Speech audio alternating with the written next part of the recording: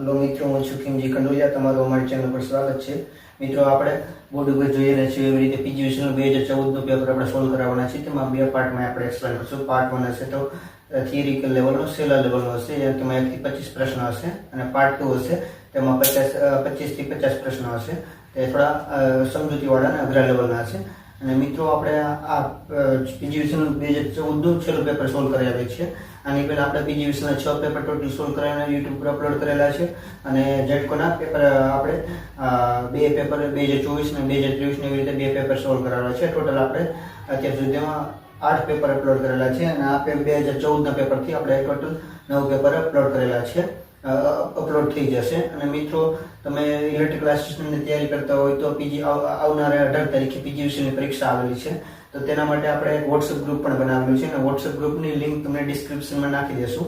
અને તેમાં આપણે મોક ટેસ્ટ પણ લઈએ છીએ. અને મિત્રો, તમે છેલ્લે તમારે આ બધા પેપર સોલ્યુશન કરીને જવા અને મોક ટેસ્ટ દઈને જવા, તો તમને આમ પીજીવીસીની આવનારી પરીક્ષામાં વધારે મદદરૂપ થશે. અને મિત્રો, અમારી ચેનલનું નામ છે ઇલેક્ટ્રિકલ આસિસ્ટન્ટ વિથ કે તમે હજી સુધી અમારી ચેનલને સબસ્ક્રાઇબ ન કરી હોય તો અમારી ચેનલને સબસ્ક્રાઇબ કરીને અમને સપોર્ટ કરો. અને મિત્રો, તમારો સપોર્ટ અમને સારી રીતે મળી રહ્યો છે. આપણે 8 પેપર સોલ્યુશન અપલોડ કરેલા છે યુટ્યુબ પર, એટલામાં આપણે 208 સબસ્ક્રાઈબર થઈ ગયા છે. અને જે મિત્રો ઇલેક્ટ્રિકલ આસિસ્ટન્ટની તૈયારી કરતા હોય અને ખૂબ જ જરૂરિયાતવાળા લોકો હોય, તેને અમારી ચેનલ પહોંચાડો અને અમારા વિડીયો પહોંચાડો, જેથી અમે તેમને મદદરૂપ થઈ શકીએ. તો ચાલો મિત્રો, આપણે આ વિડીયોઝમાં લઈએ પીજીવીસીનું 2014નું પેપર, જેમાં આપણે 1 થી 25 પ્રશ્ન સોલ્વ કરાવીએ.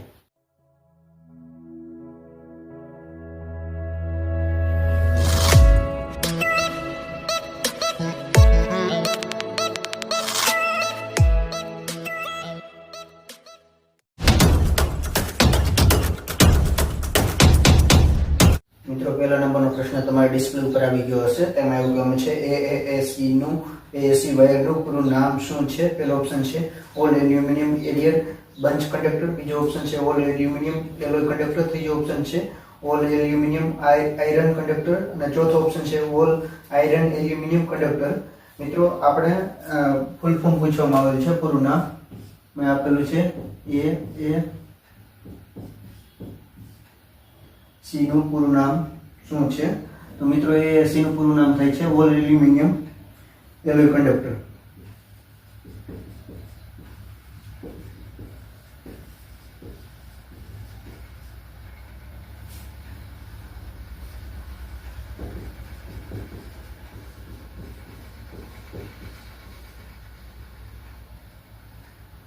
મિત્રો, AAC નું પૂરું નામ છે ઓલ એલ્યુમિનિયમ એલોય કંડક્ટર.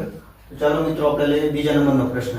મિત્રો, બીજા નંબરનો પ્રશ્ન તમારી ડિસ્પ્લે ઉપર આવી ગયો હશે. તેમાં એવું કહેવામાં આવ્યું છે GERAC નું પૂરું નામ ખાલી જગ્યા છે. પહેલો ઓપ્શન છે ગુજરાત એનર્જી રિસર્ચ સેન્ટર, બીજો ઓપ્શન છે ગુજરાત ઇલેક્ટ્રિક રેગ્યુલેટરી કમિશન, ત્રીજો ઓપ્શન છે ગુજરાત ઇલેક્ટ્રિસિટી રૂરલ કોર્પોરેશન, ચોથો ઓપ્શન છે ઉપરમાંથી કોઈ પણ નહીં.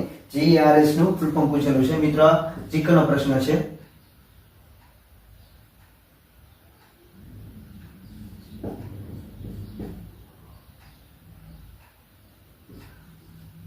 GERAC નું પૂરું નામ પૂછેલું છે.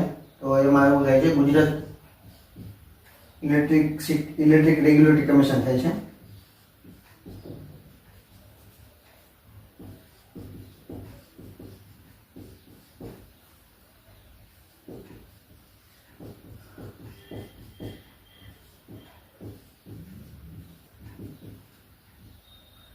મિત્રો, GERAC જીકે નો પ્રશ્ન છે.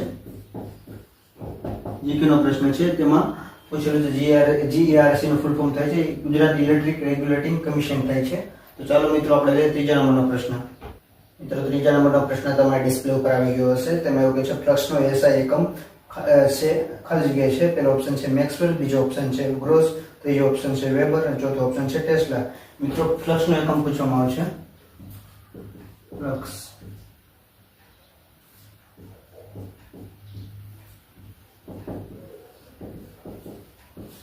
ખાલી જગ્યા છે. મિત્રો, ફ્લક્સનો એકમ વેબર થાય છે. આમાં જવાબ આવે છે ફ્લક્સનો એકમ છે વેબર.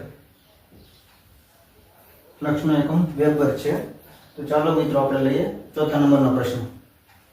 મિત્રો ચોથા નંબરનો પ્રશ્ન તમારા ડિસ્પ્લે ઉપર આવી ગયો હશે. તેમાં એવું કહ્યું છે વ્યક્તિને વીજ કરંટ લાગ્યો અને તે બેભાન હોય તો તેને પીવા માટે ઓફર કરી શકાય ખાલી જગ્યા. પહેલો ઓપ્શન છે ગરમ પાણી, બીજો ઓપ્શન છે ઠંડુ પાણી, ત્રીજો ઓપ્શન છે ગરમ કોફી અને ચોથો ઓપ્શન છે કોઈ પણ નહીં. મિત્રો આ સેફટી પર્પસ માટેનો પ્રશ્ન છે અને મિત્રો આમાં કોઈ પણ વ્યક્તિને શોટ લાગેલો હોય અને બેભાન હોય તો તેને આમાંથી કોઈ પણ આપણે કંઈ પણ ઓફર કરી ના શકીએ. તો આમાં જવાબ આવે છે કંઈ નહીં.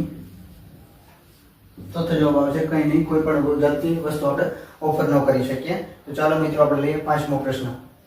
મિત્રો પાંચમો પ્રશ્ન તમારી ડિસ્પ્લે ઉપર આવી ગયો હશે. તેમાં એવું કહેવામાં આવે છે ઇલેક્ટ્રિક કરંટનો ઝટકો જે પીડા આપી શકે ખાલી જગ્યા. પહેલો ઓપ્શન છે 3 મિલિએમ્પિયર, બીજો ઓપ્શન છે 15 મિલિએમ્પિયર, ત્રીજો ઓપ્શન છે 25 મિલિએમ્પિયર અને ચોથો ઓપ્શન છે 50 મિલિએમ્પિયર. મિત્રો ઇલેક્ટ્રિક કરંટનો ઝટકો પીડા આપી શકે 15 મિલિએમ્પિયરનો કરંટનો ઝટકો પીડા આપી શકે છે. આમાં જવાબ આવે છે 15 મિલિએમ્પિયરનો ઝટકો માણસને પીડા આપી શકે છે. તો ચાલો મિત્રો આપણે લઈએ છઠ્ઠો પ્રશ્ન. મિત્રો છઠ્ઠો પ્રશ્ન તમારી ડિસ્પ્લે ઉપર આવી ગયો હશે. તેમાં એવું કહેવામાં છે 1 મેગા ઓહ્મ રેઝિસ્ટન્સ બરાબર પહેલો ઓપ્શન છે 100 કિલો, બીજો ઓપ્શન છે 1000 કિલો, ત્રીજો ઓપ્શન છે 10,000 કિલો અને ચોથો ઓપ્શન છે 1 લાખ કિલો. મિત્રો આપણે કિલોમાં કે મીન્સ કિલો આપેલો છે. 1 મેગા ઓહ્મ બરાબર પૂછેલું છે 1 મેગા ઓહ્મ. મેં 1 મેગા ઓહ્મ એટલે 10⁶ મીડા થાય છે, 10⁶ ઘાત થાય છે, 10⁶ આવી રીતે થાય છે. પણ આપણને કિલો આપેલો છે તો કિલો આપેલો છે તો આપણે 1000 કિલો કહી શકીએ છીએ. 1 મેગા ઓહ્મને 1000 કિલો ઓહ્મ કહી શકીએ છીએ. તો આપણો જવાબ થાય છે 1000 કિલો ઓહ્મ. તો ચાલો મિત્રો આપણે લઈએ સાતમો પ્રશ્ન. મિત્રો સાતમો પ્રશ્ન તમારા ડિસ્પ્લે ઉપર આવી ગયો હશે. તેમાં એવું કહેવામાં છે વીજ મીટરમાં નોંધાતો વીજ વપરાશનો એક યુનિટ એટલે કે એક ખાલી જગ્યા. પહેલો ઓપ્શન છે કેવીએ, બીજો ઓપ્શન છે કેડબ્લ્યુએચ, ત્રીજો ઓપ્શન છે કેવીએઆર અને ચોથો ઓપ્શન છે કેવીએઆરએચ. મિત્રો આપણે એક યુનિટ બરાબર આપણે એનર્જી મીટરનું એકમ છે. એક યુનિટ બરાબર થાય છે એનર્જી મીટરનો એકમ. એક યુનિટ બરાબર કેડબ્લ્યુએચ. જવાબ થાય છે 1 યુનિટ બરાબર કેડબ્લ્યુએચ થાય છે. એનર્જી મીટરનો એકમ છે કેડબ્લ્યુએચ. તો ચાલો મિત્રો આપણે જોઈએ આઠમો પ્રશ્ન. મિત્રો આઠમો પ્રશ્ન તમારી ડિસ્પ્લે ઉપર આવી ગયો હશે. તેમાં એવું કહ્યું છે ટ્રાન્સફોર્મર રેટિંગ સામાન્ય રીતે ખાલી જગ્યા દ્રષ્ટિએ વ્યક્ત કરવામાં આવે છે. પહેલો ઓપ્શન છે વોટ, બીજો ઓપ્શન છે એમ્પિયર, ત્રીજો ઓપ્શન છે વોટ એમ્પિયર અને ચોથો ઓપ્શન છે વોટ. મિત્રો ટ્રાન્સફોર્મરનું રેટિંગ અને સિંક્રોનસ જનરેટરનું રેટિંગ સેમ હોય છે. આ પ્રશ્ન વારંવાર રિપીટ થઈ ગયેલો છે. તો મિત્રો આપણે ટ્રાન્સફોર્મરનું રેટિંગ વોલ્ટ એમ્પિયરમાં હોય છે. Volt ampere.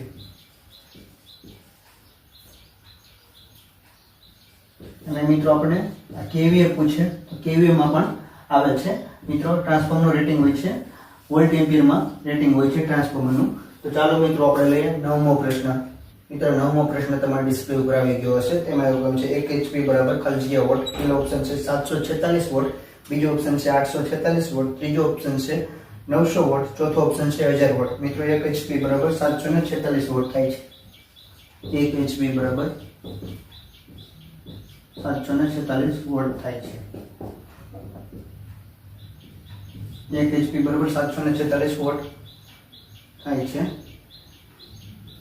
તો ચાલો મિત્રો આપણે લઈએ 10મો પ્રશ્ન.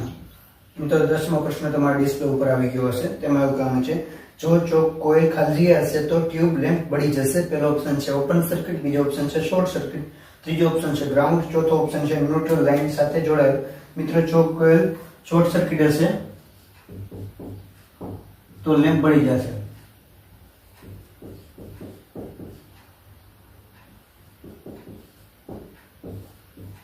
મિત્રો ચોક શોર્ટ સર્કિટ હોય તો લેમ્પ બળી જશે. તો ચાલો મિત્રો આપણે લઈએ 11મો પ્રશ્ન. મિત્રો 11મો પ્રશ્ન તમારા ડિસ્પ્લે ઉપર આવી ગયો હશે. તેમાં એવું કહેવામાં આવે છે ચોકના કારણે ટ્યુબ લેમ્પ સર્કિટનો પાવર ફેક્ટર ખાલી જગ્યા છે.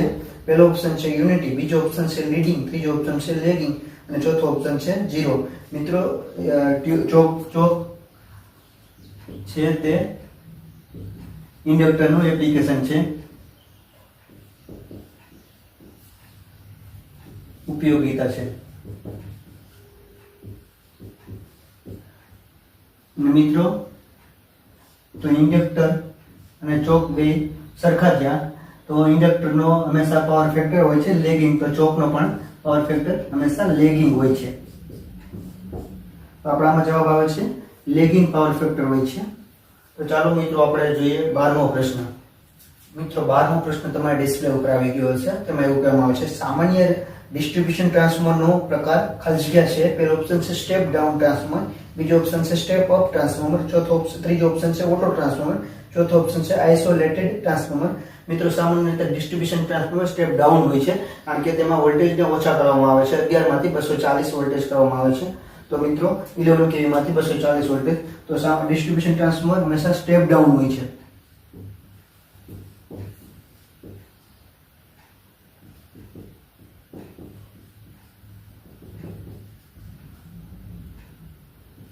ડિસ્ટ્રીબ્યુશન ટ્રાન્સફોર્મર હંમેશા સ્ટેપ ડાઉન ટ્રાન્સફોર્મર હોય છે. તો ચાલો મિત્રો આપણે લઈએ 13મો પ્રશ્ન. મિત્રો 13મો પ્રશ્ન તમારા ડિસ્પ્લે ઉપર આવી ગયો છે.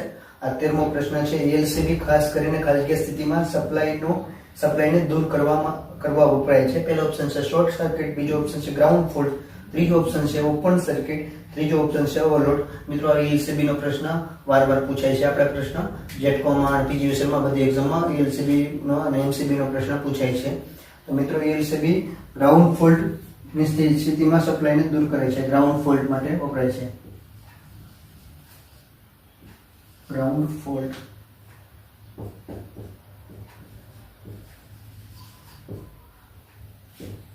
મિત્રો એલસીબી ગ્રાઉન્ડ ફોલ્ટ માટે વપરાય છે.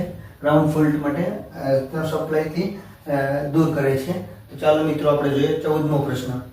મિત્રો 14મો પ્રશ્ન તમારા ડિસ્પ્લે ઉપર આવી ગયો હશે. તેમાં એવું કહેવામાં આવે છે EHT કેબલની ઓપરેટિંગ રેન્જ શું હોય છે? એક્સ્ટ્રા હાઈ ટેન્શન કેબલની ઓપરેટિંગ રેન્જ શું હોય છે? એવું પ્રશ્ન પૂછેલો છે. 4 ઓપ્શન આપેલા છે.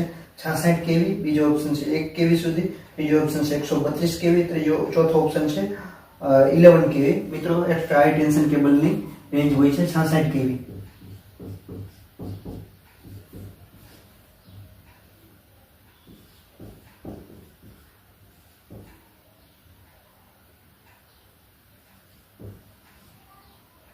મિત્રો એક્સ્ટ્રા હાઈ ટેન્શન કેબલની રેન્જ હોય છે 66 kV સુધીની રેન્જ હોય છે. તો ચાલો મિત્રો આપણે લઈએ 15મો પ્રશ્ન.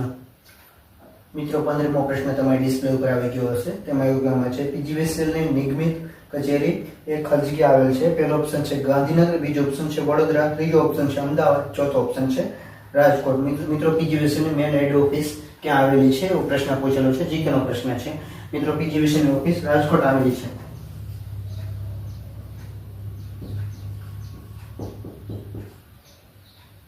પીજીવીસીએલની મેન ઓફિસ રાજકોટ આવેલી છે. તો ચાલો મિત્રો આપણે જોઈએ 16મો પ્રશ્ન. મિત્રો 16મો પ્રશ્ન તમારા ડિસ્પ્લે ઉપર આવી ગયો છે. સામાન્ય રીતે અર્થિંગનો ખાડો ખાલી જગ્યાથી ભરવામાં આવે છે. પહેલો ઓપ્શન છે રેતી અને મીઠું, ત્રીજો ઓપ્શન છે રેતી અને કોલસો, ત્રીજો ઓપ્શન છે મીઠું અને કોલસો અને ચોથો ઓપ્શન છે મીઠું. મિત્રો સામાન્ય રીતે અર્થિંગનો ખાડો રેતી અને કોલસાથી મીઠું અને કોલસાથી ભરવામાં આવે છે.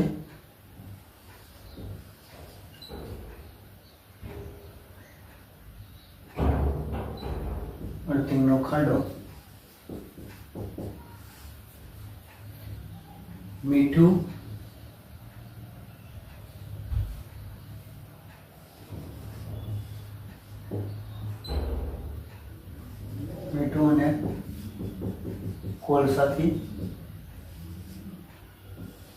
અને કોલસાથી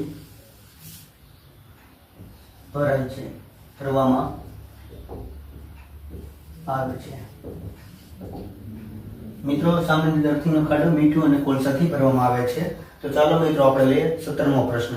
મિત્રો 17મો પ્રશ્ન તમારી ડિસ્પ્લે ઉપર આવી ગયો હશે. તેમાં એવું કહેવામાં આવે છે લાઈન ઉપર સમારકામ દરમિયાન નીચેનામાંથી કયું સાધન વાપરવામાં આવતું નથી? પહેલો ઓપ્શન છે હેલ્મેટ, બીજો ઓપ્શન છે પકડ, ત્રીજો ઓપ્શન છે હેન્ડ ગ્લોવ્સ, ચોથો ઓપ્શન છે વીજ મીટર. મિત્રો આપણને પૂછેલું છે વીજ મીટર કામ માટે શું વાપરવામાં આવતું નથી? તો વીજ મીટર છે તે વીજ મીટર વાપરવામાં આવતું નથી. લાઈન કામ દરમિયાન વીજ મીટર આવતું નથી. તો ચાલો મિત્રો આપણે જોઈએ 18મો પ્રશ્ન. મિત્રો 18મો પ્રશ્ન તમારી ડિસ્પ્લે ઉપર આવી ગયો હશે. તેમાં એવું કહેવામાં આવે છે લાઇન પર સમારકામ કરવા સમયે નીચે જણાવેલમાંથી સૌપ્રથમ શું કરવું જોઈએ? પહેલો ઓપ્શન છે લાઇન બંધ કરાવીને લાઇન ક્લિયરન્સની મંજૂરી લેવી, અને બીજો ઓપ્શન છે લાઇન બંધ કરવી અને લાઇન ક્લિયરન્સની મંજૂરી લેવી તથા લાઇનને શોર્ટ અને અર્થિંગ કરવી. ત્રીજો ઓપ્શન છે લાઇન બંધ કરવી અને સમારકામ ચાલુ કરવું. ચોથો ઓપ્શન છે સમારકામ શરૂ કરવું. મિત્રો, લાઇન સમારકામ સમયે શું કરવું જોઈએ? લાઇન બંધ કરવી જોઈએ અને તેની લાઇન ક્લિયરન્સની મંજૂરી લેવી જોઈએ.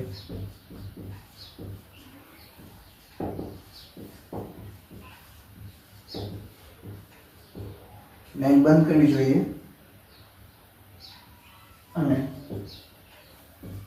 લાઇન ક્લિયરન્સ મંજૂરી લેવી જોઈએ. મિત્રો, ફરજિયાત સમારકામ કરતી વખતે લાઇન બંધ કરવી જોઈએ અને લાઇન ક્લિયરન્સની મંજૂરી લેવી જોઈએ.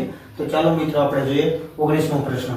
મિત્રો, 19મો પ્રશ્ન તમારી ડિસ્પ્લે ઉપર આવી ગયો હશે. તેમાં એવું કહેવામાં આવે છે નીચેનામાંથી અવાહક પદાર્થ કયો છે? પહેલો ઓપ્શન છે તાંબુ, બીજો ઓપ્શન છે સોનું, ત્રીજો ઓપ્શન છે ચાંદી અને ચોથો ઓપ્શન છે કાચ.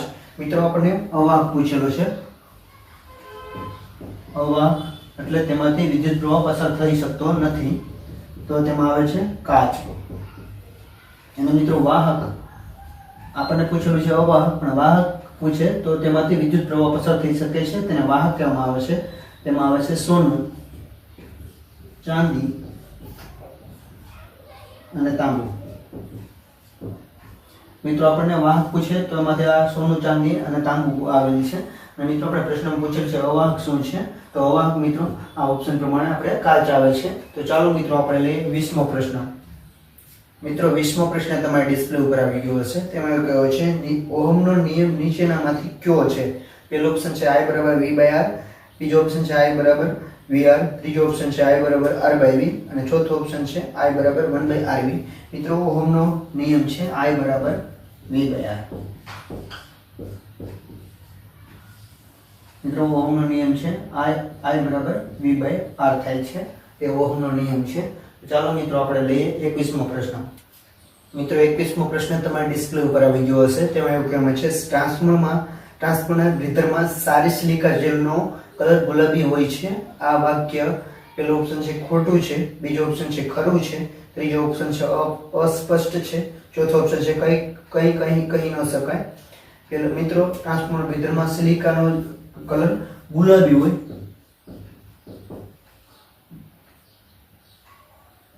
સિલિકા જેલ કલર ગુલાબી હોય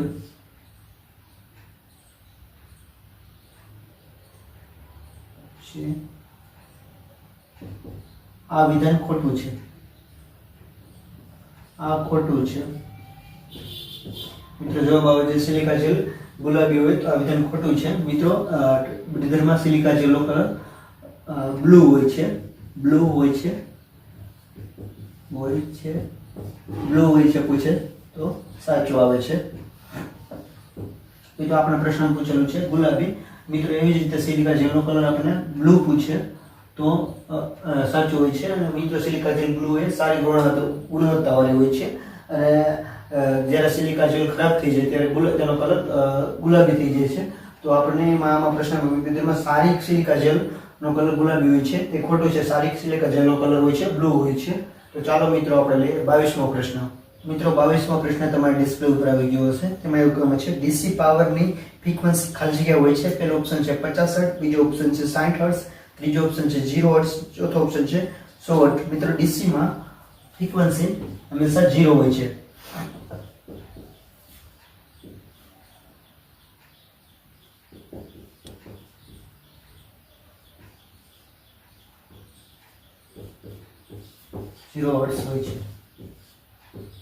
ડીસીમાં મિત્રો હંમેશા પાવર ફ્રીક્વન્સી હંમેશા 0 હર્ટ્ઝ હોય છે. તો ચાલો મિત્રો આપણે લઈએ 23મો પ્રશ્ન. મિત્રો, 23મો પ્રશ્ન તમારી ડિસ્પ્લે ઉપર આવી ગયો હશે. તેમાં એવું કહેવામાં આવે છે વિદ્યુત મોટર કયા સિદ્ધાંત મુજબ કામ કરે છે? પહેલો ઓપ્શન છે વિદ્યુત ઉર્જાનું પ્રકાશ ઉર્જામાં રૂપાંતરણ, બીજો ઓપ્શન છે વિદ્યુત ઉર્જાનું ઉષ્મા ઉર્જામાં રૂપાંતરણ, ત્રીજો ઓપ્શન છે વિદ્યુત ઉર્જાનું યાંત્રિક ઉર્જામાં રૂપાંતરણ અને ચોથો ઓપ્શન છે યાંત્રિક ઉર્જાનું વિદ્યુત ઉર્જામાં રૂપાંતરણ. મિત્રો, વિદ્યુત મોટર પૂછેલું છે આપણને. વિદ્યુત મોટર મિત્રો વિદ્યુત મોટર છે વિદ્યુત ઉર્જાનું યાંત્રિક ઉર્જામાં રૂપાંતર કરે છે.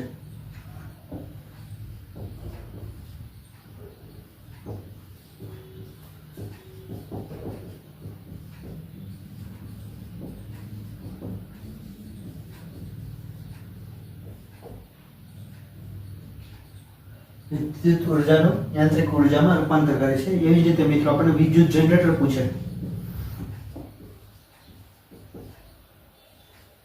વિદ્યુત જનરેટર પૂછી લે તો તેમાં આવે છે યાંત્રિક ઉર્જાનું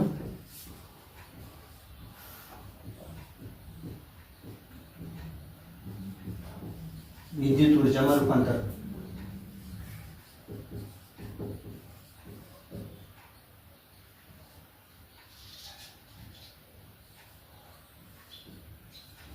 મિત્રો મોટર કરતા ઊંધું હોય છે. આપણને વિદ્યુત મોટર પૂછી લે છે એવી જ રીતે વિદ્યુત આપણે જનરેટર પૂછે તો યાંત્રિક ઉર્જાનું વિદ્યુત ઉર્જામાં રૂપાંતર આવે, પણ વિદ્યુત મોટર આવે છે તો વિદ્યુત ઉર્જાનું યાંત્રિક ઉર્જામાં રૂપાંતર કરે છે એવો જવાબ આવે છે. તો ચાલો મિત્રો આપણે લઈએ 24મો પ્રશ્ન. મિત્રો 24મો પ્રશ્ન તમારી ડિસ્પ્લે ઉપર આવી ગયો હશે. તેમાં એવું કહેવામાં આવેલ છે કે 90 કરતા મોટા ખૂણાને ખલજીયા કહે છે. પહેલો ઓપ્શન છે સમકોણ, બીજો ઓપ્શન છે લઘુકોણ, ત્રીજો ઓપ્શન છે ગુરુકોણ, ચોથો ઓપ્શન છે કોટકોણ કાટકોણ. મિત્રો 90 કરતા મોટા ખૂણાને ગુરુકોણ કહેવામાં આવે છે. જીકેનો પ્રશ્ન છે મિત્રો, મેથ્સનો પ્રશ્ન છે. 90 કરતા વધુ ખૂણા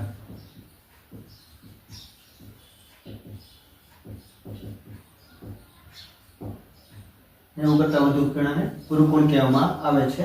તો ચાલો મિત્રો આપણે જોઈએ 25મો પ્રશ્ન. મિત્રો 25મો પ્રશ્ન તમારી ડિસ્પ્લે ઉપર આવી ગયો હશે. તેમાં એવું કહેવામાં આવે છે વીજ લાઇનમાં જે પોલ પર ખેંચાણ રહેતું હોય તેવા પોલને ટેકો આપવા માટેના તાણિયામાં ખલજીયા વપરાય છે. પહેલો ઓપ્શન છે સ્ટે ઇન્સ્યુલેટર, બીજો ઓપ્શન છે પિન ઇન્સ્યુલેટર અને ત્રીજો ઓપ્શન છે પીવીસી ઇન્સ્યુલેટર, ચોથો ઓપ્શન છે રીલ ઇન્સ્યુલેટર. મિત્રો તાણિયામાં સ્ટે ઇન્સ્યુલેટર વાપરવામાં આવે છે. સ્ટે ઇન્સ્યુલેટર ઇન્સ્યુલેટર વાપરવામાં આવે છે. તો લાઇનને સપોર્ટિંગ કામ માટે વપરાય છે, લાઇનને સપોર્ટ આપવા માટે વપરાય છે સ્ટે ઇન્સ્યુલેટર. તો મિત્રો આપણે આ વિડીયોઝમાં આપણે 1 થી 25 પ્રશ્નો સોલ્વ કર્યા. તમને કોઈ પણ અમારા આ ક્વેશ્ચનમાં ડાઉટ હોય તો અમને કોમેન્ટમાં મને જણાવી શકો છો.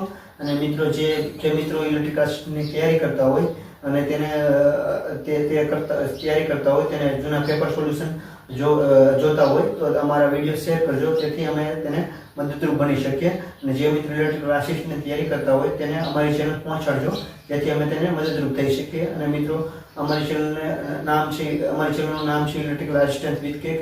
તમે જે અમારી ચેનલને સબસ્ક્રાઇબ ન કરી તો અમારી ચેનલને સબસ્ક્રાઇબ કરીને અમને સપોર્ટ કરો. મિત્રો અમને તમારા સપોર્ટની ખાસ જરૂર છે. તો મિત્રો આપણે આગળ નવા વિડીયોમાં મળશું. તેમાં પીજીવીસીએલ 2014નું પેપર હશે. તેમાં આપણે પાર્ટ 2 લેશું. પાર્ટ 2માં 25 થી 50 પ્રશ્ન સોલ્વ કરાવશું.